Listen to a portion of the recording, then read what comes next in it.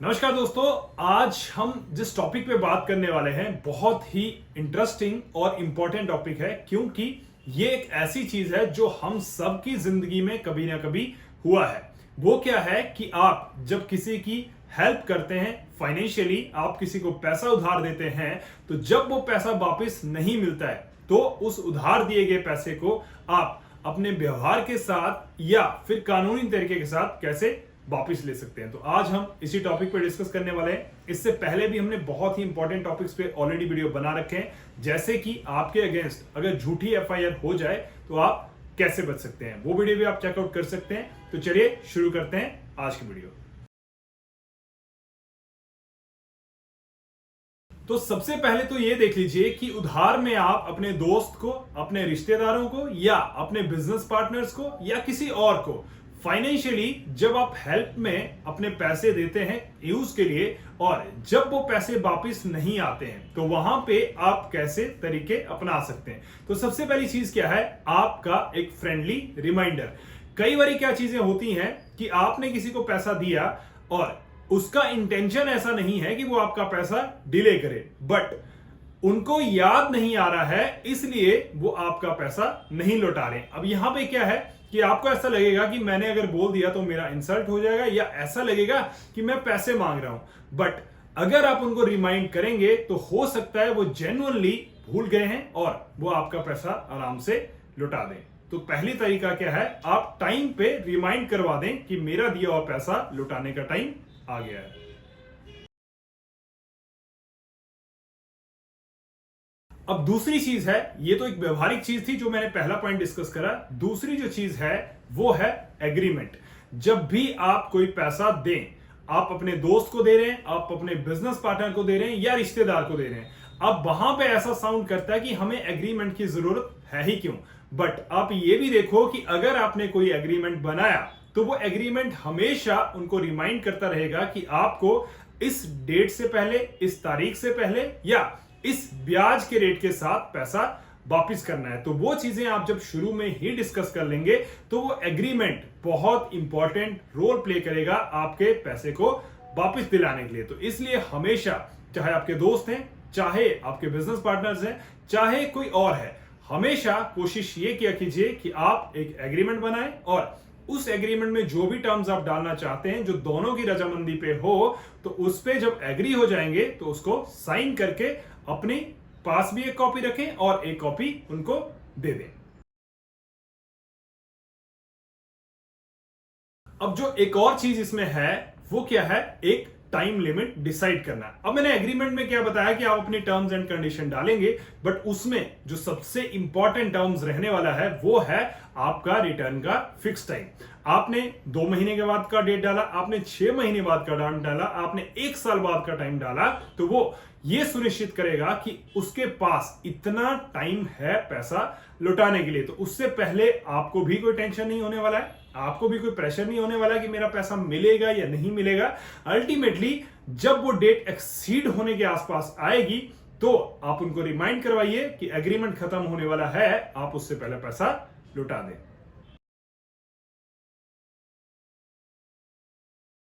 अब आते हैं कानूनी दांवपेच पे। सबसे पहली चीज क्या है, कॉन्ट्रैक्ट। जो आप कॉन्ट्रैक्ट साइन कर रहे हैं, ये कानून बना है इंडियन कॉन्ट्रैक्ट एक्ट 1872, 1872 से लेके ये कानून चल रहा है। और इसमें ये साफ लिखा है कि आप जब कोई कॉन्ट्रैक्ट साइन करते हैं तो आप ये एग्री करते हैं कि मैं सारी चीजों से रजामंदी हूं।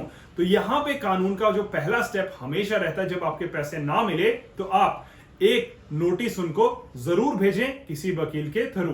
अब इसका फायदा क्या है, जब आप वकील के थ्रू उनको नोटिस भेजेंगे तो 99% टाइम वहां पे ही मैटर सॉल्व हो जाता है। उसके पीछे के रीजंस बहुत सारे हैं।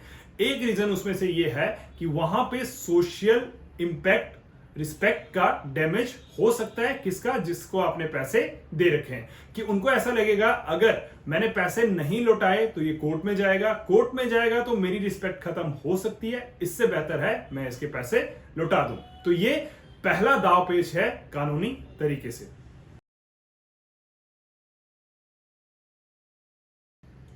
अब दूसरा दाव पेच क्या है कि आपने नोटिस तो भेजा बट अभी तक आपका पैसा नहीं आया। अब आपके पास राइट्स हैं, आप कोर्ट में जाएं। जब आप कोर्ट में जाएंगे तो आप एक सिविल कोर्ट के थ्रू उनको एक केस दायर करेंगे और जब ये दावा दायर हो जाएगा तो उनको कोर्ट की साइड से नोटिस जाएगा। अब आपने अगर पहले एग्रीमेंट कर रखा है या आपने कॉन्ट्रैक्ट्स में जो भी टर्म्स लिख रखी थी तो वो सारी की सारी कंसीडर की जाएंगी कि आपने कितना पैसा दिया, किस डेट को दिया, कब तक वो वापिस आना चाहिए था, कितने % ब्याज के साथ आना चाहिए था। तो ये सारी टर्म्स एंड कंडीशंस के साथ जब कोर्ट से उनको केस के लिए नोटिस जाएगा तो उनको वहां पे आना ही पड़ेगा। अदरवाइज क्या होगा, उनके खिलाफ कार्रवाई शुरू हो जाएगी। अब एक और चीज है, आप जब सिक्योरिटी में अगर उनका चेक लेते हैं तो सबसे सेफ ये माना जाता है। इसमें क्या है, आप अगर डेट तक पैसा नहीं मिल रहा है तो आप चेक लगाएंगे। चेक अगर बाउंस हो गया, मतलब आपको पैसा नहीं मिला, तो as per Indian instrument act 1881 1881 का ये एक्ट है जिसमें ये प्रावधान है कि अगर चेक बाउंस होता है तो वो एक क्रिमिनल ऑफेंस की तरह कंसीडर किया जाएगा और साथ में उसके लिए सजा भी है। तो अब ये बहुत ही सीरियस ऑफेंस बन जाएगा और ऐसे 99% केसेस में ऐसा होता है कि अगर चेक आपके पास है तो आपका पैसा वापस आ जाता है। तो ये भी एक आपके पास समाधान हो सकता है, जब भी आप किसी को पैसे दे रहे हैं तो एज अ सिक्योरिटी उनसे आप चेक रखवा लें।